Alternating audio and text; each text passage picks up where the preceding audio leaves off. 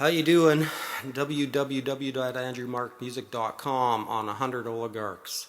And do check out the song at the end of this video, Caught in the Tangled Webs They Weave.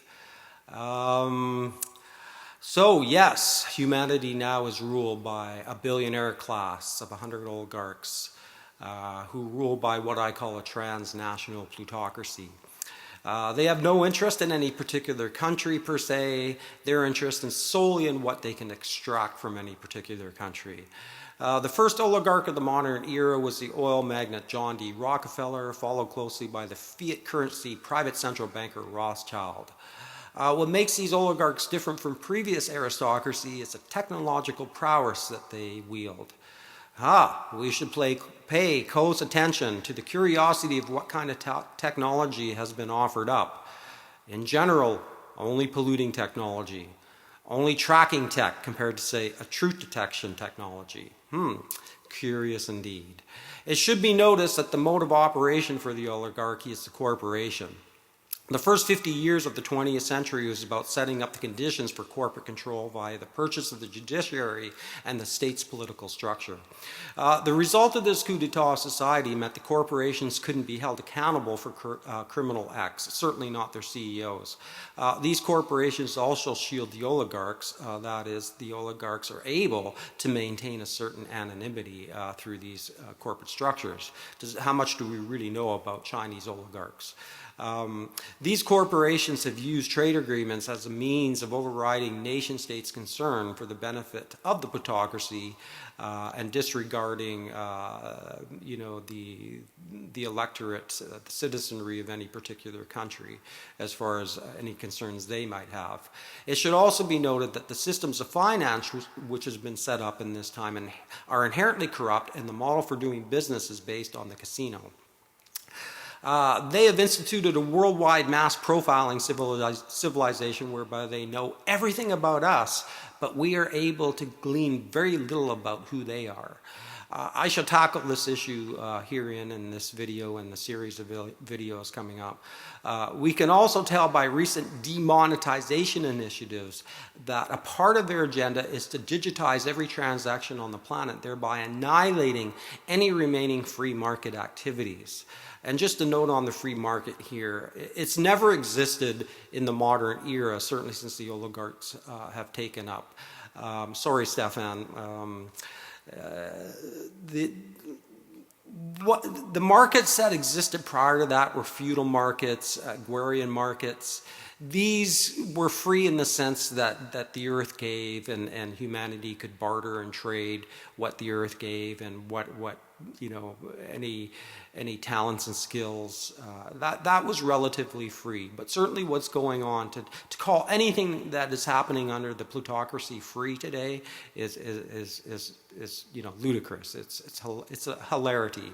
And to argue that this is free is just beyond comprehension. Anyway, I digress. Now, this digitization of the world economy is synonymous with wanting to have a cut of the vig of every transaction anyone does anywhere. This is a mafia ethos. It should be noted that the plutocracy now owns 60 to 70% of the earth's wealth, the largest transfer of wealth in known history. I call this the theft of the global commons. So, who are they? Well, I think the only way to even come close to answering this is what can be gleaned from facts. If we can't use facts, then we can't know anything. The first fact is that there is not one religious book on earth that is factual. Every book is internally contradictory and comparatively contradictory, especially when studied in the light of modern scholarship. Nevertheless, there may be clues in these books as to who these people are, but I don't think we can figure out who they are based on literal interpretations of any of these books. Any religious book written, again, is contradictory internally and comparatively speaking. So that's the last place we're going to find the truth of any matter here.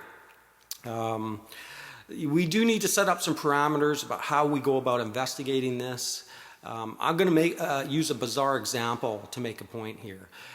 Within popular culture, thank you, Eric, in the last decade, the flat earth theory has re-arisen. And I'm going to sort of talk about what that would really mean if the earth was flat. Well, this is what it would mean. It would mean there would be absolutely no way to distinguish fact from fiction.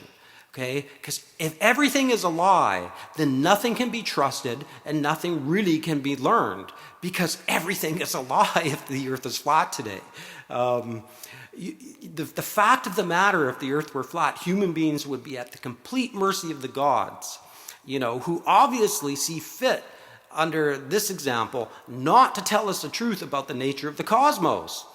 Now, of course, it'd be very simple for any god to solve this issue just by telling us overtly what the cosmos shape is. I mean, if you're a god, this is very easy to tell your creations who and what they are.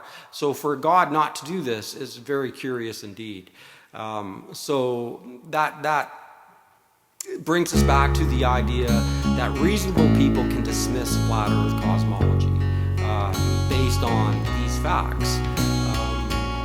Now, we're right back to how do we investigate who the plutocrats are? Well, we need to do it through facts. That is just as well. So, this is the first part of this video series.